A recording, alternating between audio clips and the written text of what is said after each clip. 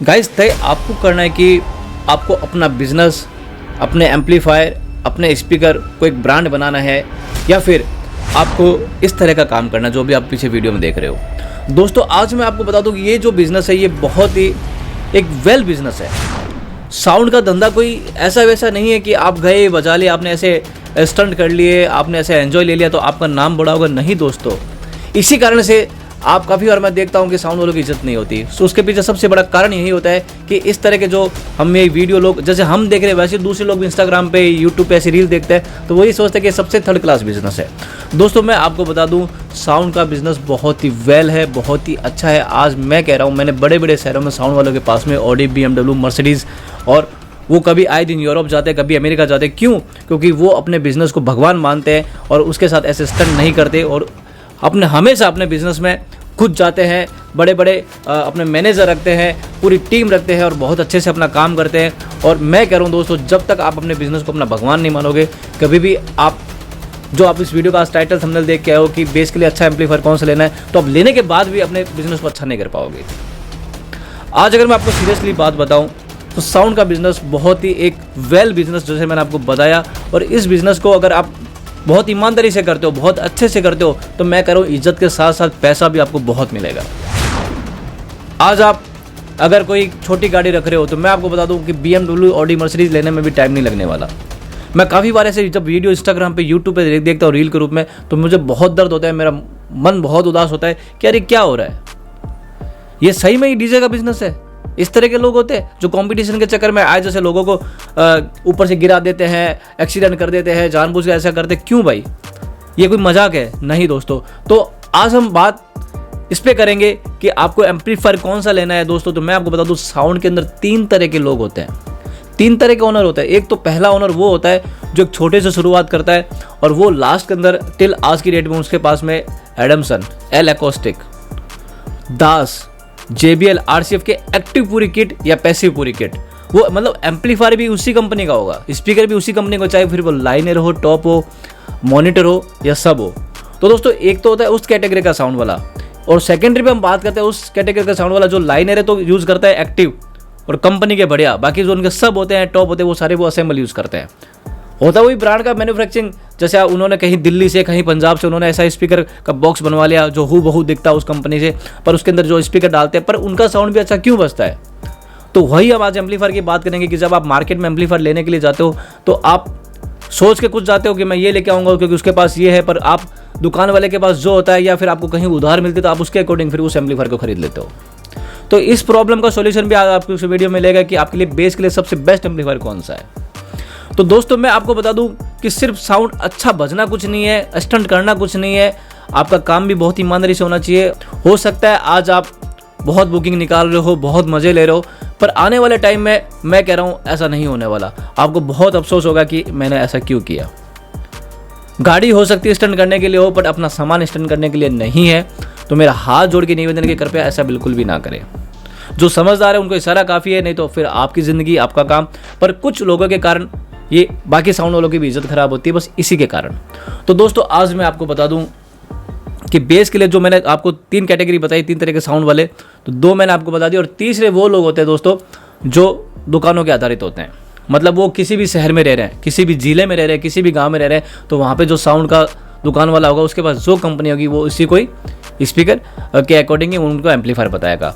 पर मैं उनसे भी ये कहना चाहता हूँ कि अगर उनके पास किसी कंपनी का वो एम्पलीफायर सेल करे, मुझे प्रॉब्लम नहीं है कि वो किसी भी कंपनी के एम्पलीफायर सेल कर रहे हैं, पर उनको भी थोड़ा बहुत ये नॉलेज होना चाहिए कि अगर ये वो बेस के लिए एम्पलीफायर मांग रहा है तो बेस के लिए कौन सी क्लास का एम्पलीफायर दे, कितना डंपिंग फैक्टर हो, कितना उसका ओम्स आउटपुट हो, कितना उसका लो फ्रीक्वेंसी हो, कितना उसका फ्रीक्वेंसी रिस्पॉन्स हो, ये सब चीज़ देख के उनको एम्पलीफायर दे। ये नहीं कि वो अपने 2000-3000 के पीछे किसी को खराब एम्पलीफायर दे दे कि हाँ इसमें बेस बहुत बढ़िया बजेंगे, इसमें आप 2 ओम्स के ऊपर 4 बेस चला लीजिए। बिल्कुल भी ऐसा कदापि ना करें आप। गाइज मैं आपको बता दूँ बेस हमारा लो फ्रीक्वेंसी हमारे साउंड की जान होती है।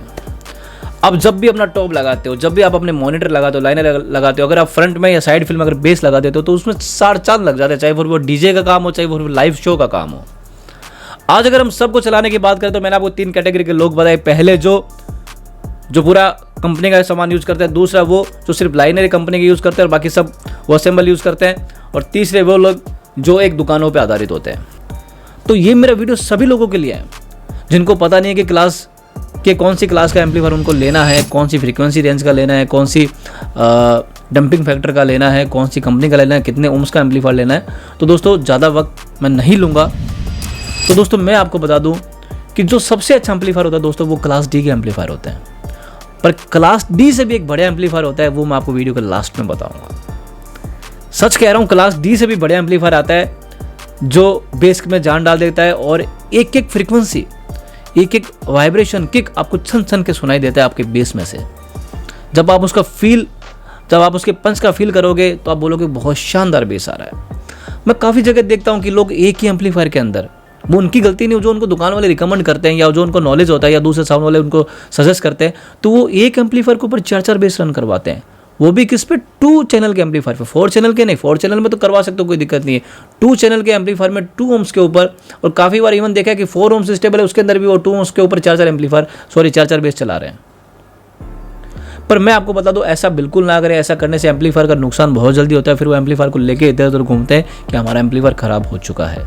आजकल मैं काफ़ी लोगों को देखता हूँ जो मुझे फ़ोन करते हैं, मैसेज बोर्ड करते हैं कि सर हमें क्लास डी में बेस के लिए एम्पलीफायर लेना है जो सबसे हल्का होता है। आपको भी पता होगा सर कि क्लास डी के एम्पलीफायर बहुत हल्के होते हैं। तो मैं सबसे पहले उन सभी लोगों का ये भ्रम बहुत दूर करना चाहता हूँ कि क्लास डी के एम्पलीफायर हल्के नहीं, भारी भी होते हैं। अगर आपने NX ऑडियो के एम्पलीफायर देखे होंगे 2201, 2601, अगर आपने स्टूडियो मास्टर कंपनी के डीजे सीरीज का 1-2 एम्पलीफायर देखा होगा, या आपने जायफल लैब्स के एम्पलीफायर देखे होंगे, तो आपको पता होगा कि कुछ एम्पलीफायर जिसमें Z6, Z7, Z8 जो बड़े एम्पलीफायर सारे क्लास डी के एम्पलीफायर होते हैं। तो वो कोई लाइट वेट तो एम्पलीफायर है नहीं, जो 5 किलो का 10 किलो का क्राउन के एक्सेलर सीरीज की तरह वो भी क्लास डी के एम्पलीफायर है। तो दोस्तों सबसे पहले आपका भ्रम मैं आज दूर करता हूँ कि क्लास डी के एम्पलीफायर हल्के नहीं, भारी भी होते हैं।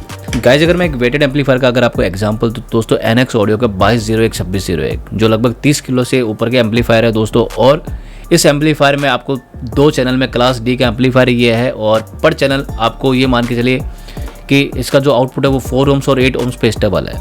तो दोस्तों एक वेटेड एम्पलीफायर का एग्जांपल मैंने आपको ये दे दिया।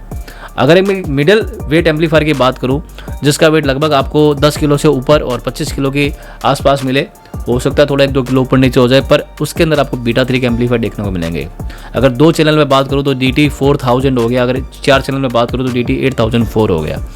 DT जो 2 चैनल का एम्पलीफायर है, जो DT 4000 है दोस्तों, जो सबसे वेटेड एम्पलीफायर होते हैं दोस्तों, उसके अंदर सब लगा होता है कंपोनेंट्स में, जो मैंने आपको बताया उसके सारे पार्ट्स लगे होते हैं। और उस एम्पलीफायर में, इस एम्पलीफायर का लाइट वेट होने के पीछे रीजन क्या होता है, इसके अंदर जो पार्ट्स लगे होते हैं वो क्या लगे थे मैं आपको बता देता हूँ। जो वेटेड होता है उसके अंदर आपको मोस्फेट भी देखने को मिलेंगे, पर ये जो एम्पलीफायर होते हैं दोस्तों जो मिडिल वेट के होते हैं इसके अंदर आपको मोस्फेट देखने को नहीं मिलेंगे। इसके अंदर आपको देखने को मिलेगा एक लाइट वेट ट्रांसफार्मर, उसके अलावा चैनल का एक बड़ा सारा पार्ट जिसके अंदर दोनों चैनल रन होते हैं इनके, और उसके अंदर आपको कैपेसिटर देखने को मिलेंगे जो लगभग 4 से 6 के आसपास आपको देखने को मिलेंगे। और ये जो एम्पलीफायर होते हैं दोस्तों, ये ना तो लाइट वेट में आते हैं ज़्यादा, ना बहुत ज़्यादा भारी में आते हैं, और इनका जो साइज़ होता है वो बहुत कॉम्पैक्ट होता है, इसलिए वो कूल लगते हैं। जैसे आउज का XDA 5002 हो गया, 7002 हो गया, या फिर बीटा 3 का DT 4000 हो गया, 8004 हो गया। तो जो 2 चैनल का एम्पलीफायर है बीटा 3 का DT 4000, इसके अंदर ये कंपोनेंट्स होते हैं। पर अभी तक आपको हल नहीं मिला कि जिसमें आपको बेस की एक एक फ्रीक्वेंसी, पूरी लो फ्रीक्वेंसी, एक फ्रीक्वेंसी छन छन के सुनाई दे, उसका बेस, उसका किक बहुत शानदार हो। ऐसा एम्पलीफायर मैं आपको बता दूं वो क्लास TD के एम्पलीफायर होता है। क्लास TD के एम्पलीफायर आपको बहुत सारी कंपनी में देखने को नहीं मिलेंगे, कुछ लिमिटेड ये एम्पलीफायर बनते हैं। आप जब गूगल में सर्च करोगे या कंपनी से पता करोगे, पर दोस्तों क्लास TD के अंदर जो एम्पलीफायर जो मुझे पता है मोस्टली वो आपको मिलेगा NX ऑडियो के अंदर, जिसका मॉडल नंबर है 2801। जी हाँ गाइज, ये एम्पलीफायर क्लास TD का एम्पलीफायर है। अगर आपको एक एक फ्रीक्वेंसी आपको बहुत अच्छी चाहिए, आप 1% भी समझौता नहीं करना चाहते अपने बेस के लिए, तो मैं कह रहा हूँ क्लास TD के एम्पलीफायर के मुकाबले कोई एम्पलीफायर बना ही नहीं आज तक जो बेस में जान डाल दे और इतनी अच्छी आपको आउटपुट दे।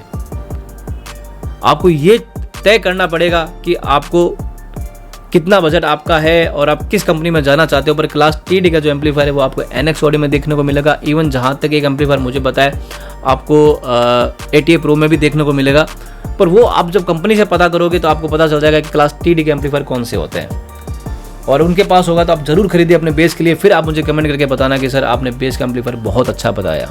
पर बहुत कम आपको ऑप्शन देखने को मिलेंगे क्लास टी के अंदर। हो सकता है कहीं आपको एम्पलीफायर का लुक पसंद नहीं आए, कहीं आपको एम्पलीफायर में वारंटी अच्छी देखने को नहीं मिले, कहीं आपको एम्पलीफायर का ब्रांड अच्छा नहीं मिले, तो हो सकता है उस कम ऑप्शन के चक्कर में आप टी का एम्पलीफायर नहीं खरीदो।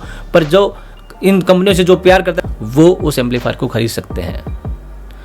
और एक मैं आपको एम्पलीफायर आज बता दूं लास्ट के अंदर इस वीडियो के, कि क्लास डी में अगर आप एम्पलीफायर ले रहे हो, क्योंकि क्लास डी का एम्पलीफायर और क्लास टी के एम्पलीफायर में 19-21 का फ़र्क है। पर जो लोग 19 भी नहीं करना चाहते, 21 करना चाहते, तो वो फिर क्लास टी का एम्पलीफायर ले। पर जो क्लास डी का एम्पलीफायर है दोस्तों, उसके अंदर कुछ फ्रीक्वेंसी वो कट कर देता है, मैंने अपना नोटिस किया है, जो लाइट वेट में एम्पलीफायर होता है। क्योंकि जो लाइट वेट में एम्पलीफायर होता है दोस्तों, वो पूरा एक पावर सप्लाई बेस एम्पलीफायर होता है। तो मैं आपको यही कहना चाहूँगा, अगर जो लाइट वेट का एम्पलीफायर ले रहा है, और क्योंकि लाइट वेट के एम्पलीफायर आजकल लोगों को काफ़ी पसंद आते हैं, जब वहाँ पे वो अपने 12-12, 24-24 बेस चलाते हैं, तो वो नहीं चाहते कि बहुत भारी सारे एम्पलीफायर का वो एक पूरा टिल्ला लगाए। तो वो ये चाहते हैं कि एक एम्पलीफायर, 2 एम्पलीफायर, 3 एम्पलीफायर, 4 एम्पलीफायर और 4 चैनल के एम्पलीफायर हो, जहाँ पे वो अपने 16 बेस भी चला सके। तो जो 16 बेस चलाना चाह रहा है, तो एक एम्पलीफायर में 4 बेस चले तो उनको एम्पलीफायर लगाने पड़े 4, वो भी सारे लाइट वेट के, तो उनको कैरी करने में भी बहुत ईजी रहता है। तो जो आज की डेट में सबसे ज़्यादा लाइट वेट में एम्पलीफायर बिकता है, जो बहुत हल्के में भी नहीं है, बहुत भारी में भी नहीं है, मतलब वो 5-8 किलो के ऊपर भी नहीं है, जहाँ पे सारा पावर सप्लाई बेस काम हो, जिसके अंदर ट्रांसफार्मर हो ही ना। तो 4 चैनल के अंदर जो सबसे अच्छा एम्पलीफायर मुझे आज की डेट में लगता है वो है बीटा 3 का DT 8004। अगर आपके बेस का आउटपुट कम है, अगर आपका बेस वाटेज कम है, तो फिर आप 6004 भी ले सकते हो। वहाँ पे आप अपने 4 ओम्स के ऊपर एक बेस चलाइए दोस्तों। मैं कह रहा हूँ डबल वाले, चारों बेस में 4 चांद लग जाएंगे।